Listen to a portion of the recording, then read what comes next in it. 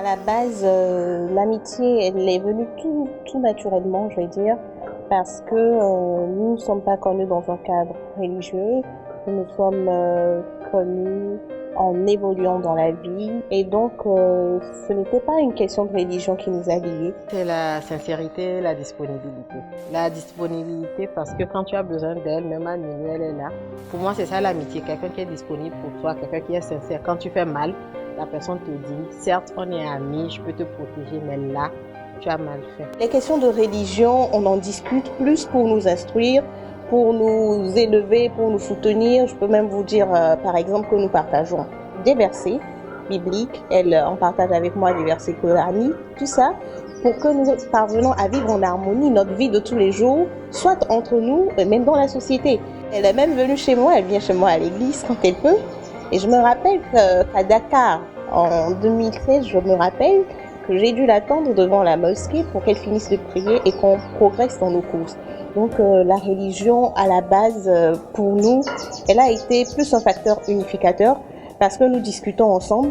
Et je pense également que nous n'avons pas trouvé de frein à notre amitié à cause du fait que nos appartenances religieuses soient divergentes. Puisque comme témoin de mariage, c'est logique. Même si j'avais même choisi une autre personne, les gens allaient me demander mais pourquoi une autre personne, pas Pis?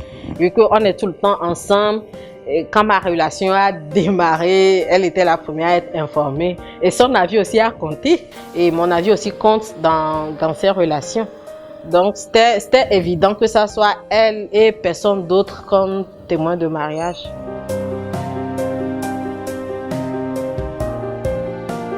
J'ai épousé Ayele, elle est chrétienne, adventiste du 7e jour. Nous vivons ensemble mariés depuis près de 18 ans maintenant. Nous avons 4 enfants. Et pour la petite histoire, lorsque j'allais l'épouser, nous sommes allés chez un grand imam. Il nous a référé à la sourate 5, verset 5. Vous sont permises aujourd'hui les bonnes nourritures. Je lis le Coran.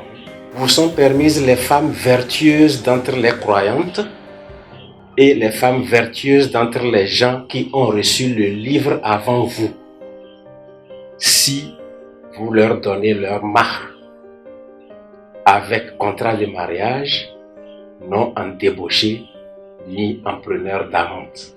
Voyez-vous? Et il y a un commentaire très explicite qui dit: par ce verset, permission est donnée aux croyants musulmans d'épouser les juives et les chrétiennes sans qu'elles renoncent à leur religion, ni même à leurs pratiques religieuses.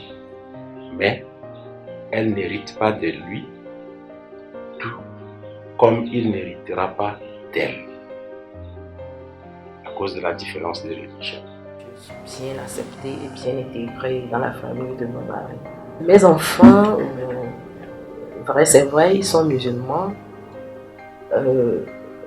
ils sont éduqués en islam. C'est vrai que je suis chrétienne. Mais moi aussi, je leur montre de temps en temps, pour des choses bibliques, ce qu'on fait chez nous, je leur montre. Je leur parle de temps en temps. En temps, même le papa m'a demandé d'afficher les 10 commandements dans leur chambre.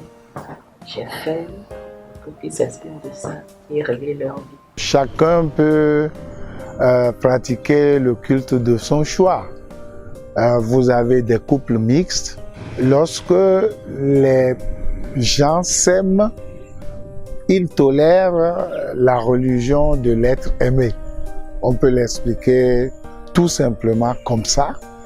Et vous ne pouvez pas obliger la personne que vous aimez à embrasser nécessairement votre religion. Ayele respecte beaucoup ma religion et je respecte beaucoup la sienne. Et la religion musulmane prône l'amour, l'acceptation de soi, l'acceptation du prochain. On peut convaincre l'autre de nous suivre dans notre chemin, mais d'abord, il faut passer par l'acceptation de cette personne-là. La tolérance religieuse au Togo, c'est le fait de laisser chacun pratiquer le culte de son choix dans la stricte mesure où il ne vous empêche pas de pratiquer le culte de votre choix à votre tour.